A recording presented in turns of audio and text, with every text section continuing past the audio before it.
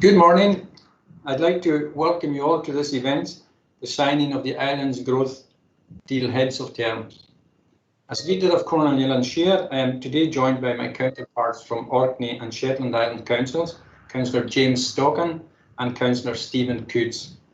I also have the pleasure of being joined by Mr. Michael Mallison, MSP, Cabinet Secretary for Transport, Infrastructure and Connectivity, and Mr. Ian Stewart, MP, who is the Parliamentary Under-Secretary of State for Scotland.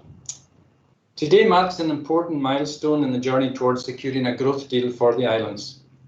The Islands Growth Deal total investment of £100 million from UK and Scottish Government means that we have secured the highest per capita investment of any of the Scottish growth deals. This is a testament to the significant assets and growth potential our islands have in areas such as the renewable energy resource, food and drink, culture and creativity. Both UK and Scottish Government have recognised that harnessing these through the growth deal has the potential to increase the already significant impact we make to the economy of Scotland and the United Kingdom. For the Outer Hebrides, I am pleased that the growth deal acknowledges our world-class tourism assets, such as St Kilda and Callanish, our creative industry sector, the richness of our primary produce, and the potential that a renewable resource can make to our economy and to supporting the UK transition to net zero, including, of course, the exciting opportunities offered by a hydrogen economy. There is no doubt that our island communities face challenges, and as three island councils, Island Shire, Shetland and Orkney, we are committed to working with government at all levels to ensuring that island issues are recognised across Scottish and UK government policy. Today, of course, is more about the fantastic opportunities our islands offer, as evidenced in the deal before us and about which we are about to sign. So without further ado, can I now introduce Michael Mallison, MSP, Cabinet Secretary for Transport, Infrastructure and Connectivity, who will speak on behalf of the Scottish Government and sign his copy of the Heads of Terms document. Mr. Mallison. Mr. Mallison, you're on mute. Thank you very much, Councillor Mackay, and good morning to everyone. And can I start by thanking you and your colleagues for the significant amount of work that's been undertaken to reach what is a very important milestone today.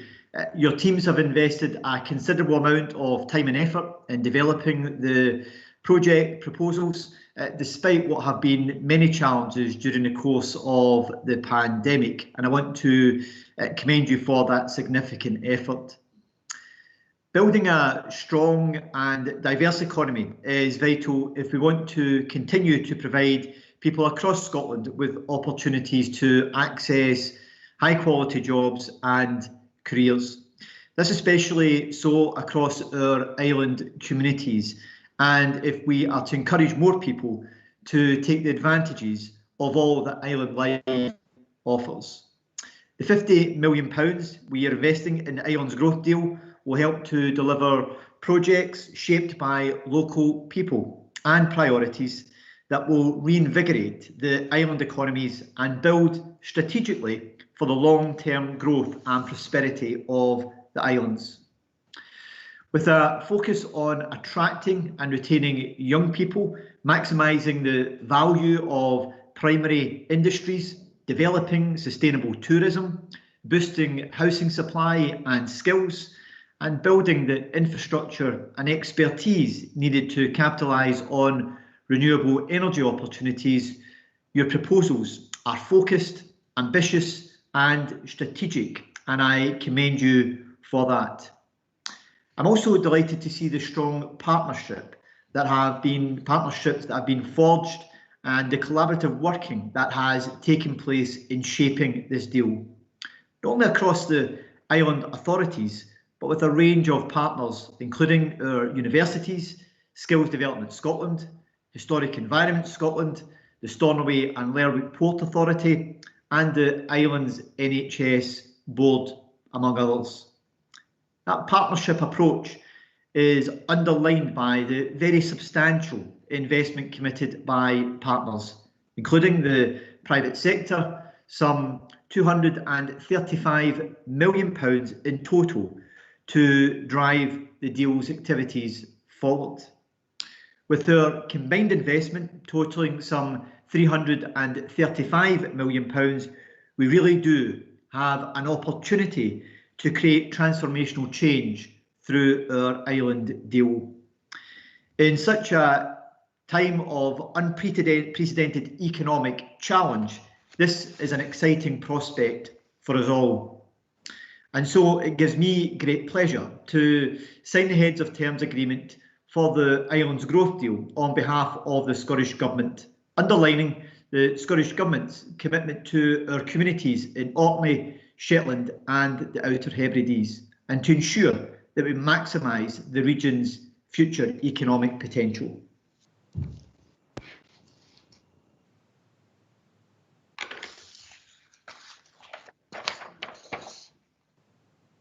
Thank you very much, Mr. Marsden. Thank you for that. Can I now move on and introduce Mr. Ian Stewart, MP, who is the Parliamentary Under Secretary of State for Scotland, who will speak on behalf of the UK Government and sign his copy of the Heads of Term document. Mr. Stewart. Thank you, Councillor Mackay, and good morning, everyone. It is a very great pleasure to be able to be signing this Heads of Terms agreement today. I'm just sorry that it's not possible for us to do so in person at the moment, but hopefully by the time we get to the full deal signing, then that will be able to be a physical event. And may I begin just by echoing Michael Matheson's thanks to all who have put in so much work in putting together the bids for this deal. As he rightly said, that we are all under unprecedented demand and challenges at the moment. And the fact that we've been able to produce such a high quality deal is testament to everyone's drive and commitment to making this work. This, of course, is the latest of the series of deals right across Scotland. All of Scotland now has a deal in place in some shape or form. And I'm pleased that with the islands being unique places and unique strengths in tourism, aquaculture, innovation and opportunities for renewable energy, this deal will be able to capitalise on these opportunities and offer all the island communities a real vision for the future. I'm particularly pleased that through the deal, we'll be able to support the island's ambitions to lead the way to a low carbon future and see the moves towards cleaner energy and net zero carbon throughout all three island groups. I'm particularly looking forward to seeing support for growth in future industries through further research and innovation in energy and other industry areas, and seeing how this can work with the unique assets of the area and build up the island's reputation for innovation and creativity. Aquaculture and farming are other key sectors for the area, and I'm pleased that we will be looking to support innovation in these sectors in conjunction with our higher education partners. And while it's a devolved responsibility, we absolutely recognise the importance of tourism to the economy across the islands, and we look forward to being able to support that too. This, of course, is, as Michael Matheson said, a collaborative approach with the local authorities, Scottish Government, UK Government and many other partners working together. I think this demonstrates what can be achieved when we pool our resources and work together for a common goal. Today is a milestone, but there is still, of course, much work to be done. And I look forward to the development of the full business case so that we can start to invest the £50 million that the UK Government has committed. And of course, my officials here stand ready to work with you and the other partners to help make this a reality. So thank you very much for the opportunity to speak today. I very much look forward to coming to visit all three island groups when circumstances allow. But for now, it gives me very great pleasure to sign the Heads of Term deal on behalf of the UK Government. Thank you very much. Thank you very much, Mr. Stewart, and I can confirm that I'm sure you'll get a very warm welcome when you do come to visit us in due course. Can I now hand over to my colleague, Councillor Stephen Coots, who is the leader of Shetland Islands Council, who will say a few words and then sign the deal document on behalf of Shetland Islands Council. Handing over to you, Stephen. Thank you very much, Roddy, and thank you, Ministers. This is a very significant day. I think it's a day that confirms our collective commitment and confidence in War Island communities. Our Council is committed to a positive future for War Islands. Shetland Islands Council recently adopted our Ambition corporate plan, a plan that set out our ambitions for the community, a plan that highlights the significant opportunities that we do have. It is these opportunities and ambitions that we must embrace. We have presented a set of proposals that provide significant economic growth and job opportunities in our communities. I'm delighted to see them included in the heads of terms today and the government's sharing of our ambitions. We can be confident that this investment will deliver lasting benefit for War Island communities, benefit that will reach the length and breadth of Shetland, provide benefit beyond our shores to our island partners, to Scotland, the UK and beyond. We should be rightly proud of the contribution the islands have made globally. We should be rightly proud of our track record of delivery. And I think that is reflected in the enhanced heads of terms in front of us today. I'd like to thank everybody in Shetland who has supported the deal proposals to get us to the heads of terms today, from our ambassadors, our council, the wider public, private and academic sectors. I'd also like to take the opportunity to thank officials in both governments for the collaborative approach that has been adopted. That has been very welcomed. So Louisa Harvey and Walter McConaughey in the Scottish Government, and Neil McLennan and Claire Patterson in the UK Government. We are committed to that continuing, and I was very pleased to hear both ministers refer to the collaborative approach. So that will be crucial as we go forward in the next steps. But today, the signing of the heads of terms signals the collective commitment to see our islands as the attractive place to live, work, study and invest that I know and we know them to be. Therefore, it is with great pleasure that I sign the heads of terms today on behalf of the Shetland Islands Council.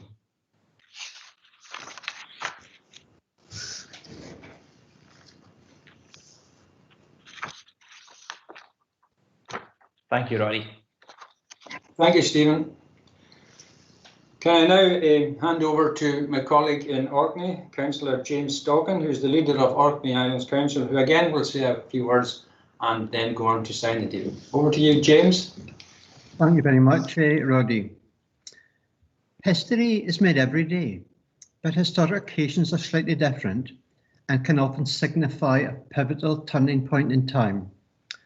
I believe that the signing of this £100 million islands growth deal today seals a significant opportunity for our three island areas to further showcase our promise, our worth and our uniqueness, not just within the UK, but also to the rest of the world.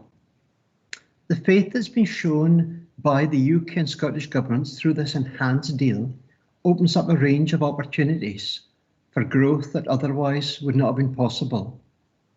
This is of vital importance, given these ongoing challenging times, exacerbated as you know by the worldwide pandemic.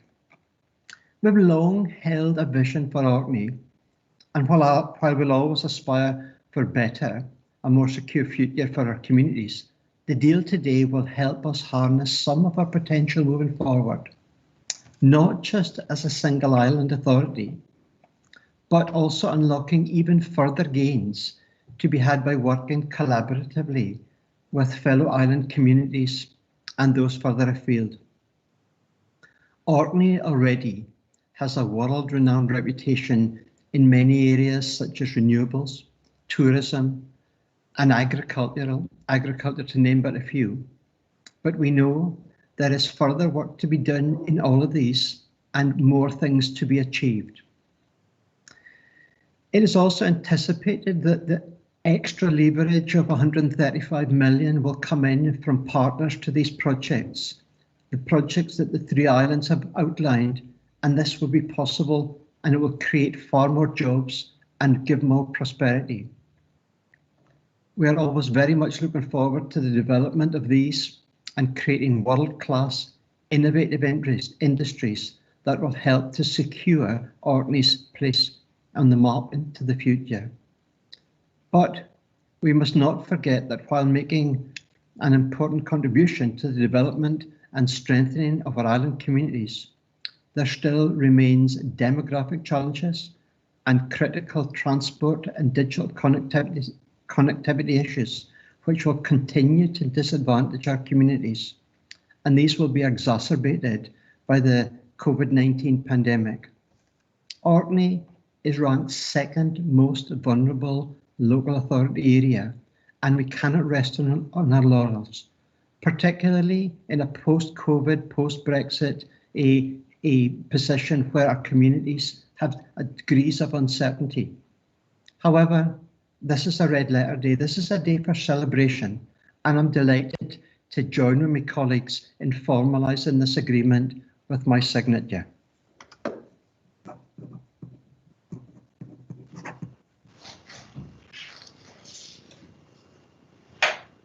Thank you, James. Thank you very much. So in thanking James, I will now move on and sign the heads of term deal document myself. And I can now demonstrate that we have it in the best, in Gaelic and in English, just to keep us all on the right track in terms of our language. So with that, I'm very pleased to say that the Islands Growth Deal is now signed. I think we should all acknowledge the fact that there is £100 million initial investment, but as mentioned earlier, the anticipated total spend will be of the order of 335 million, with an additional 235 from other different sources. So really, in many ways, this is the start of a very exciting journey, not the end of a journey. It's the end of some very difficult and challenging work in preparing heads of terms for the deal, but now we start further work and hopefully see funds trickling into our islands. So I'd like to close by acknowledging that we have worked well together as 3 island councils to make the case for investment, following on from the Our Islands, Our Future campaign, which started back in 2014. I'd like to thank UK and Scottish Government and a wide range of partners from across the public, private and academic sectors who have supported us in the development of the deal, and who will seek to invest further resources into the delivery of the Island Deals project, as I've just outlined. Our aim of creating over 1,300 sustainable jobs across the 3 island groups is challenging, but we need to aim high if we are to secure the future success and the prosperity of our unique island communities. With that, can I thank you all for your time today, and I look forward to working with you all to achieve successful delivery of the Islands Growth Deal. Thank you very much.